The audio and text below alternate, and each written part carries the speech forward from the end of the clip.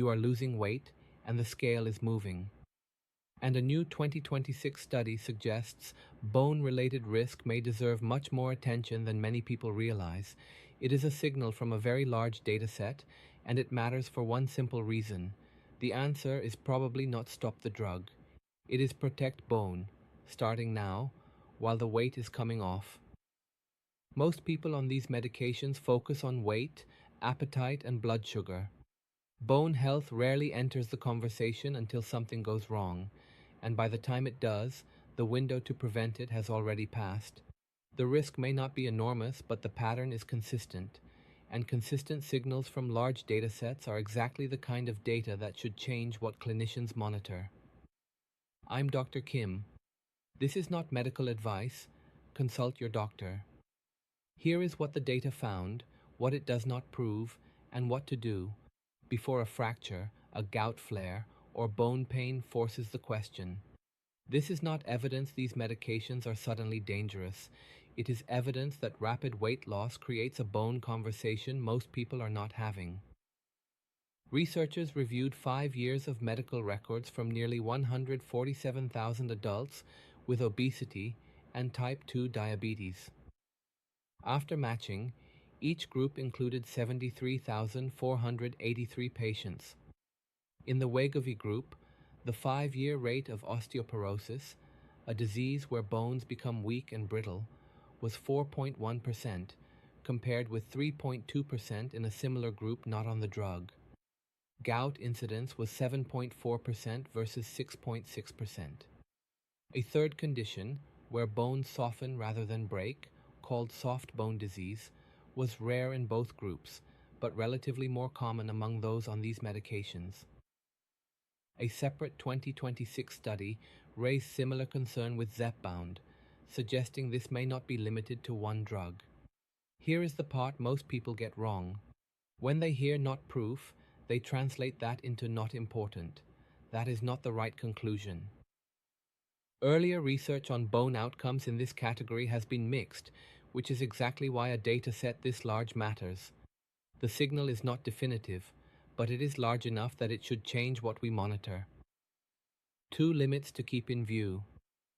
These findings were presented at a 2026 conference and had not yet been published in a peer-reviewed journal at the time of this script.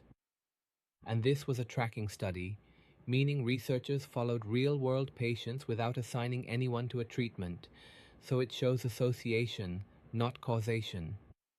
The verdict is not final, but here is the part that should stop people. The signal appears stronger in patients using these drugs for obesity alone, without diabetes. So why does this happen? Bone responds to load. When you carry extra body weight, that stress keeps bone cells actively building. Lose the weight fast and the load vanishes. Less mechanical signal means less bone building. This pattern has been seen after weight loss surgery and other forms of rapid weight loss, not just with these medications. Then there is the nutrition side. Appetite suppression can make total intake fall faster than nutrient planning catches up. When calories drop, calcium, vitamin D, and protein often drop with them. Bone does not care about the scale. Bone cares whether the raw materials are still arriving. The third possibility involves a direct biologic effect. These medications interact with receptors involved in breaking down and rebuilding bone tissue. Whether that interaction is net positive or net negative remains unsettled. The biggest mistake most people make when they hear all of this, ignoring bone entirely and focusing only on the scale. The real risk is not the drug. It is weight loss with no plan to protect what is underneath.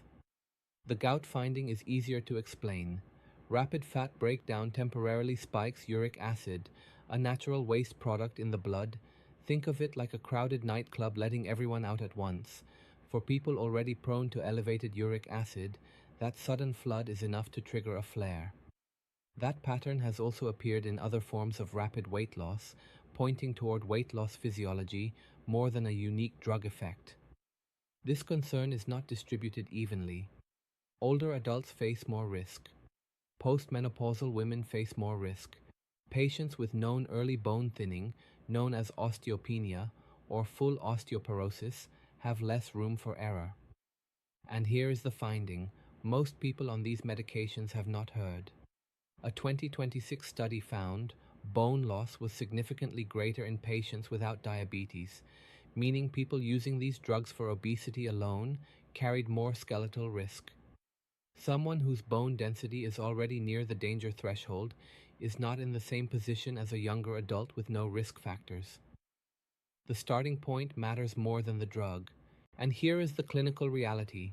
Most patients starting these medications are not getting a bone density assessment beforehand. The workup focuses on blood sugar levels, kidney function, and heart disease risk. Bone density is rarely on that checklist. For many patients, the first signal of a problem is not a scan. It is a fracture, a flare, or pain that finally prompts someone to ask the question. If you have not discussed bone health with your doctor, that conversation is overdue. So what should people actually do? Here is the part many people miss. Waiting until after significant weight loss to start protecting bone is too late. The protective strategy needs to begin during weight loss, not after. Resistance training is one of the most practical steps you can take. Weight loss removes the physical stress your bones relied on. Resistance exercise gives some of that signal back. Pairing these medications with regular weight-bearing activity is worth considering, given that the drug drives weight loss while exercise helps defend bone at the same time. Nutrition needs to become more deliberate. Calcium and vitamin D targets do not take care of themselves when appetite disappears. Protein matters too. Low intake can worsen the effects of cutting calories too fast. People on these medications often track calories. They are much less likely to track calcium, vitamin D, or protein. That is exactly how the gap opens. If you develop unexplained bone pain, a fracture after a minor injury, or a new gout flare while on one of these medications, that deserves attention. None of those automatically proves the drug is responsible, but all of them are signals worth evaluating promptly, not after the next refill. No guideline currently requires a bone density scan before starting these medications. But absence of a requirement is not reassurance. The evidence has only recently caught up. For anyone with risk factors, asking about bone density before starting is a reasonable step. The 2026 data did not prove a new causal harm, but it strengthened a signal that bone health deserves more attention than it has received. Lift weights, protect protein, stay on top of calcium and vitamin D, and address bone risk before it shows up. Medicine simplified. That's what this channel does. If you want more, hit subscribe. This is not medical advice. Consult your doctor.